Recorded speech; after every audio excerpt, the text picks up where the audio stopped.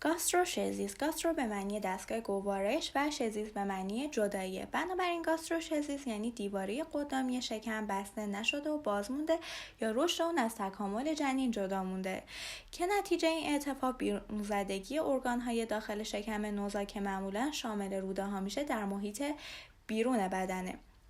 در طول هفته 4 تکامل جنینی رویان از شکل فلت به شکل یک دیسک سه‌لایه یا چیزی شبیه به استوانه که به اون امبریونیک فولدی میگن تغییر میکنه. اگه از صفحه افقی به رویان نگاه کنیم میبینیم که دو سطح لترال در قسمت میانی سرانجام به هم میپیوندن به جز یک فضای کوچیک که بند ناف جنین به جفت متصل میشه که این سوراخ کوچیک بعداً به ناف تبدیل میشه. این فضا امکان تشکیل روده رو در حفره شکمی به وجود میاره. در گاستروشزی دو سطح لترال به همدیگه نمیپیوندن و اساساً یک حفره در دیواره شکمی باقی میمونه. این حفره معمولاً از عضله رکتوس تا سمت راست ناف گسترش مییابه. علت وجود این حفره در سمت راست ناشناخته است. اما دلیل اون هر چی که هست باعث بیرون زدگی و رشد اندام‌ها در کیسه آمنیوم میشه. در معرض قرار گرفتن اندام‌های شکمی با مایع آمنیوم میتونه منجر به ایجاد التهاب بشه که در نهایت سوء جذب مواد غذایی رو به همراه داره. در مقایسه با گاستروشزیس یه شرایطی وجود داره که به اون آنفالوسویل میگویند که در اون محتویات شکمی همراه با بند ناف بیرون زده میشه و با یک لایه استفاقی نیز پوشیده شده است. به این علت محتویات به طور مستقیم با مایع آمنیوم در تماس نیستند.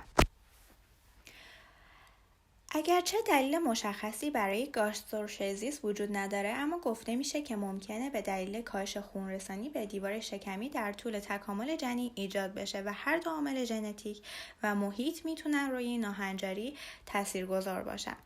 بعضی از ریسک فاکتورهایی که باعث میشه احتمال تولد نوزادی با گاستروشزی افزایش پیدا کنه: 1. سن کم مادر و 2. مصرف الکل و تنباکو در طول بارداریه. اولتراسون و آزمایش خون از روش‌های تشخیص قبل از تولد برای این بیماریه، به صورتی که افزایش آلفا فتوپروتئین سرم مادری میتونه با نقص‌های دیواره شکمی همراه باشه.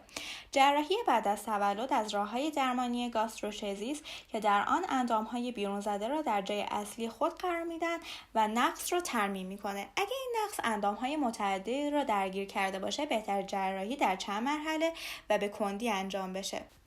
نوزادان ممکنه درمان‌های مکملی مانند تزریق مواد غذایی داخل وریدی و آنتی بیوتیک جهت کنترل عفونت نیز نیاز داشته باشند.